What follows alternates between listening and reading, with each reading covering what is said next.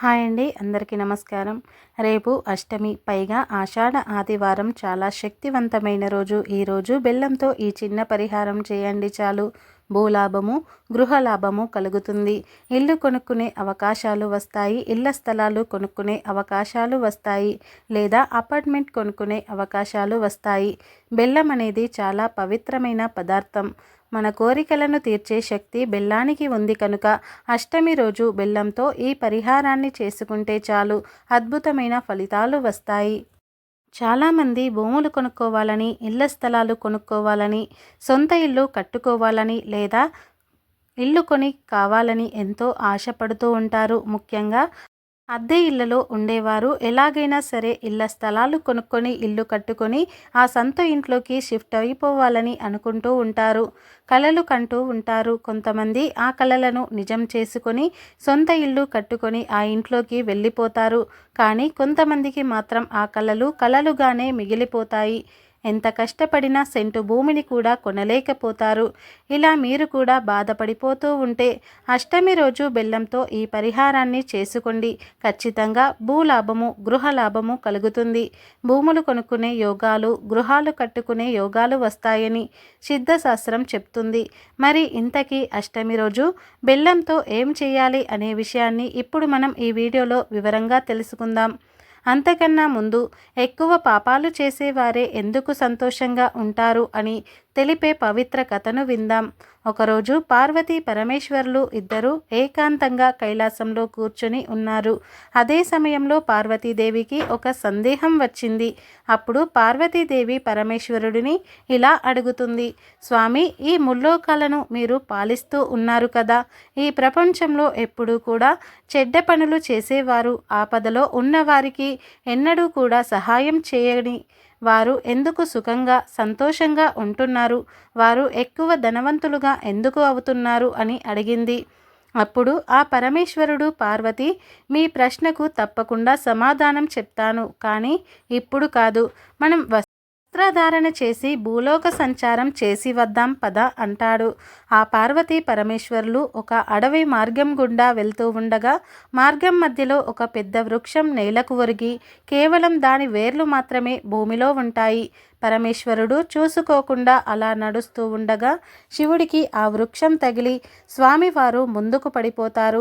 కాలికి బాగా గాయమై రక్తస్రావం అవుతూ ఉంటుంది. అప్పుడు పార్వతీదేవి బాధపడుతూ, కంగారు పడిపోతూ తన చీర కొంగును చింపి గాయానికి కట్టుకడుతుంది. కానీ ఆ పరమేశ్వరుడు మాత్రం ఆ వృక్షానికి నువ్వు ఇంకా విశాలంగా తయారవు, అడవిలోనే అన్నిటికన్నా పెద్ద వృక్షంగా మారు అని వరం ఇచ్చారు.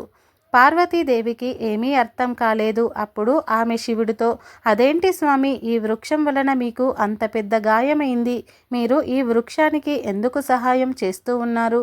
పైగా అన్ని వృక్షాల కన్నా ఇంకా పెద్దగా అవ్వమని ఎందుకు చెప్తున్నారు? మీ లీల ఏమిటో నాకు అర్థం కావడం లేదు స్వామి అంటుంది.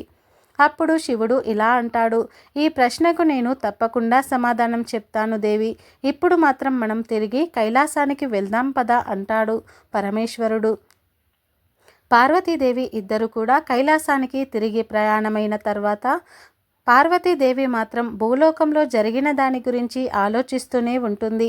స్వామి ఎందుకు ఆ విరిగిన వృక్షానికి అడవిలోనే అన్నింటికన్నా పెద్ద వృక్షంగా ఎదగమని వరాన్ని ఇచ్చారు అని అదే ఆలోచిస్తూ ఉండబట్టలేక స్వామివారి వద్దకు వెళ్ళి మరలా అదే సందేహాన్ని అడుగుతుంది. స్వామి, ఈ ప్రపంచంలో పాపాత్ములు అయిన మనుషులు, దుష్ట స్వభావం కలిగిన మనుషులు ఎందుకు ఎప్పుడు సంతోషంగా ఉంటారు, సుఖవంతమైన జీవితాన్ని గడుపుతూ ఉన్నారు అని పార్వతీదేవి స్వామిని మళ్ళీ ప్రశ్నిస్తుంది. ఇప్పుడు శివుడు, దేవి, నీ ప్రశ్నకు సమాధానం చెప్పడానికి ఇంకా కొంత సమయం పడుతుంది అని అంటాడు.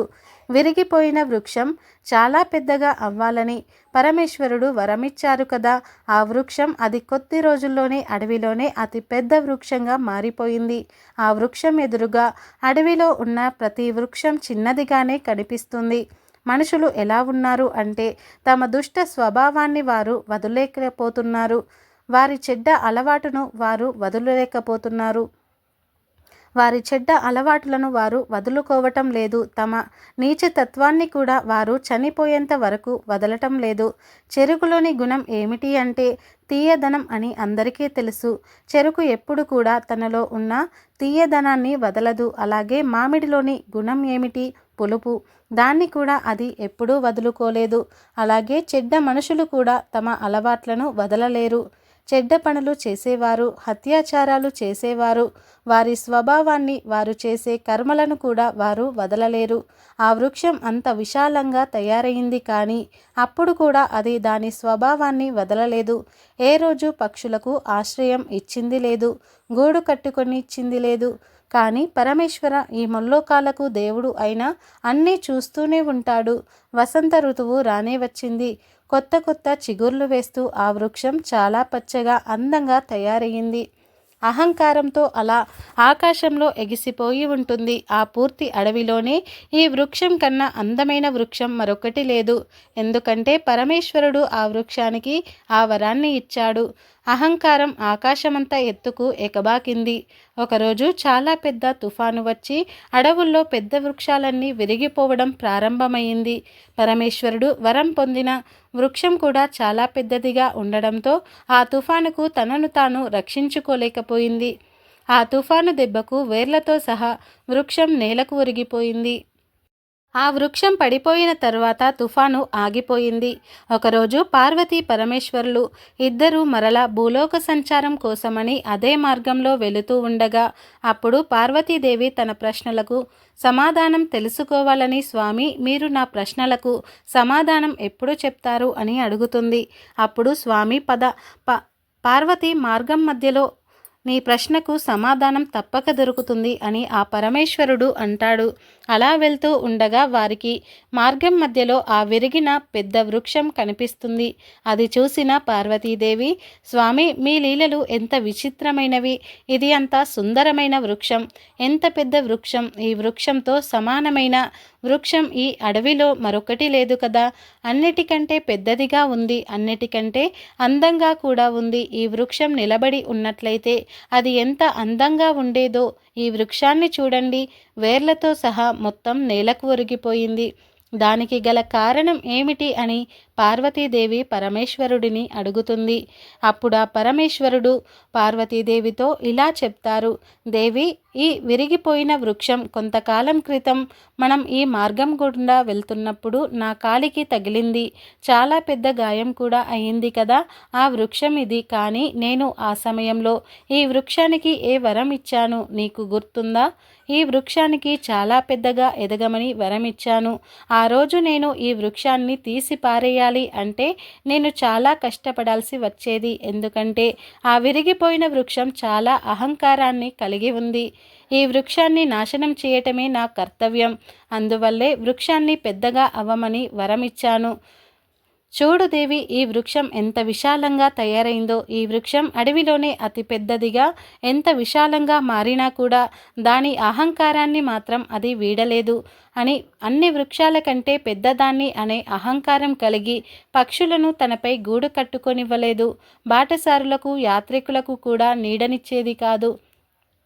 నీడ ఇవ్వకుండా ఆకులను ముడుచుకునేది. అందువల్లే ఈ వృక్షం చాలా పెద్ద అహంకారి, చాలా పెద్ద పాపి. ఈ వృక్షం తన జీవితంలో ఎవరికి ఏనాడు కూడా ఉపయోగపడలేదు. ఇది జీవితంలో ఏ ఒక్క మంచి పని కూడా చేయలేదు. అందువల్లనే ఈ వృక్షాన్ని సర్వనాశనం చేయడం నా ఆవశ్యకత. ఈ వృక్షం చాలా విశాలంగా మారిన దాని గర్వం వలన పతనమయ్యింది. చివరికి విరిగిపోయింది. నేను కష్టపడకుండానే అదే నాశనమైపోయింది అని పరమేశ్వరుడు పార్వతీదేవికి చెప్పారు. ఎవరైతే దుష్ట వ్యక్తులు ఉంటారో వారు కొంతకాలమే సంతోషంగా ఉంటారు, ధనవంతులుగా, బలవంతులుగా ఎదుగుతారు, సుఖవంతమైన జీవితం జీవిస్తారు. నేను వారికి ఒక సమయంలో తెలియజేస్తాను. ధర్మ మార్గంలో రావడానికి వారికి అవకాశం కూడా ఇస్తాను. అలా మారకపోతే ఏ విధంగా అయితే ఆ వృక్షం వేళ్లతో సహా నాశనం అయిపోయిందో అదేవిధంగా పాపాత్ములు కూడా నాశనమైపోతారు. ఈ వృక్షానికి అవకాశం ఇచ్చినా కూడా ఈ వృక్షం తనలో ఎటువంటి మార్పు తెచ్చుకోలేదు. అదేవిధంగా మనుషులు కూడా మార్పు తెచ్చుకోకపోయినట్లయితే వారు కూడా ఈ వృక్షం మాదిరిగానే నాశనమవుతారని పార్వతీదేవికి పరమేశ్వరుడు చెప్పాడు. అప్పుడు పార్వతీదేవి ఇలా అంటుంది, స్వామి, మీరు మీ ముల్లోకాలలో నాథుడు. మీ లీల నాకు అసలు అర్థం కాలేదు. మీరు ఇచ్చిన వరంలో అంతరార్థం ఉందో అప్పుడు నాకు తెలియలేదు. పాపాత్ములు వినాశనం తమ చేతుల్లోనే ఉంది అని అంటుంది. రావణుడి పేరు ప్రతి ఒక్కరూ వినే ఉంటారు. రామాయణంలో రావణుడు 3 లోకాలు తన జ్ఞానంతో గెలిచాడు, కానీ తన మృతి స్వయంగా కోరి తెచ్చుకున్నాడు. రావణుడు మరణించినప్పుడు ఏడవడానికి మండోదరి తప్ప ఎవరూ లేరు. ఈ ప్రపంచంలో మనుషులు అహంకారంతో మునిగిపోయి ఉన్నారు. అహంకారంతో ఎదుటివారి మనసులను నొప్పిస్తూ ఉన్నారు. పాపాలు చేస్తూ ఉన్నారు. పాపాలు చేస్తూనే ఉంటారు. ఏమాత్రం కూడా భయపడటం లేదు. వారు కొంతకాలం మాత్రమే సంతోషంగా సుఖంగా ఉంటారు. ఈ మాట పరమేశ్వరుడు స్వయంగా పార్వతీదేవితో చెప్పారు. అటువంటి వారు కొంతకాలమే సుఖంగా ఉంటారు. పూర్తి జీవితం సంతోషంగా ఉండలేరు. అహంకారం విడవకపోతే వారికి వృక్షంలాగే అంతం తప్పదు. వేర్లతో సహా సర్వనాశనం అయిపోతారు. ఎంతగా అంటే మరలా ఎదగలేనంతగా. అలాంటి వారి యొక్క పెరుగుట విరుగుట కొరకై, అలాంటి వారి యొక్క పెరుగుట విరుగుట. అందుకే మన పురాణాలు చెబుతున్నాయి, మీకు ఉన్నంత దానిలో లేని వారికి సహాయం చేయమని, ఆపదలో ఉన్నవారిని ఆదుకోమని. అప్పుడే దైవానుగ్రహం మన మీద ఎల్లప్పుడూ ఉంటుంది. ఇవి శివుడు చెప్పిన మాటలు. ఇక వీడియోలోకి వస్తే, బెల్లం అనేది చాలా పవిత్రమైన పదార్థం, బలవర్ధకమైన పదార్థం. బెల్లానికి మన కోరికలను నెరవేర్చే అద్భుతమైన శక్తులు ఉన్నాయి. ఎవరైతే ఇళ్ల స్థలాలు ఇల్లు కట్టుకోవాలని కలిగి ఉంటారో వారు చక్కగా అష్టమి రోజు ఉదయం లేవగానే శుచిగా స్నానం చేసుకుని మీ ఇష్ట దైవాన్ని పూజించుకోండి. పూజ చేసుకున్న తర్వాత చక్కగా బెల్లం కుందులను తీసుకోండి. పావు కేజీ, అర కేజీ, కేజీ ఇలా ఏ సైజులో ఉన్న కుందులను అయినా సరే తీసుకోవచ్చు. తర్వాత ఈ కుందులలో చిన్న గుంటలాగా చేసి ఆ బెల్లం కుందులను దేవుడి ఫోటో ముందు పెట్టి గుంటలో నువ్వుల నూనె పోసి ఒక వత్తి వేసి దీపాలు వెలిగించండి. ఇలా వెలిగించిన బెల్లం దీపాలకు కుంకుమతో 4 బొట్లు పెట్టండి. పుష్పాలతో అలంకరించండి. 2 అరటి పళ్ళు నివేదన చేయండి. ఆ దీపాలను అలా పూజ గదిలో వదిలేయండి. బెల్లం దీపాలు ఎప్పుడైతే కొండెక్కుతాయో అప్పుడు ఆ కుందులను తీసేసి ఎక్కడైనా సరే ఖాళీ స్థలంలో భూమిలో గొయ్యి తీసి పాతివేయండి. అలా పాతి పెట్టే ముందు నేను భూములు కొనుక్కోవాలి, స్థలాలు కొనుక్కోవాలి, ఇల్లు కట్టుకోవాలి, భూలాభం గృహలాభం కలగాలని మీ కోరిక చెప్పుకొని ఆ తర్వాత పాతి పెట్టేయండి. ప్రతి అష్టమికి ఈ పరిహారం చేశారంటే 2-3 నెలల్లోనే మీ కోరిక తీరిపోతుంది. ఇల్లు కొనే అవకాశాలు వస్తాయి. భూములు ఇళ్ల స్థలాలు కొనే అవకాశాలు కూడా వస్తాయి. ఇల్లు కట్టుకునే అవకాశాలు వస్తాయి. అంతా మంచే జరుగుతుంది. కనుక మీరు కూడా అష్టమి రోజు బెల్లంతో ఈ చిన్న పరిహారం చేసి భూలాభాన్ని గృహలాభాన్ని పొందండి. ఫ్రెండ్స్, ఈ వీడియో నచ్చితే లైక్ చేయండి, షేర్ చేయండి. అలాగే మా ఛానల్ని ఫస్ట్ టైం కనుక చూస్తున్నట్లయితే ఇప్పుడే సబ్స్క్రైబ్ చేసుకొని పక్కనే ఉన్న గంట సింబల్ని యాక్టివేట్ చేసుకోండి. అప్పుడే మేము పెట్టే ప్రతి వీడియో మీకు నోటిఫికేషన్గా వస్తాయి. అలాగే ఈ వీడియో నచ్చితే కామెంట్ బాక్స్లో ఓం సూర్యదేవాయ నమః అనే చిన్న కామెంట్ అయితే చేయండి. ఈ వీడియో పూర్తిగా చూసినందుకు ధన్యవాదాలు.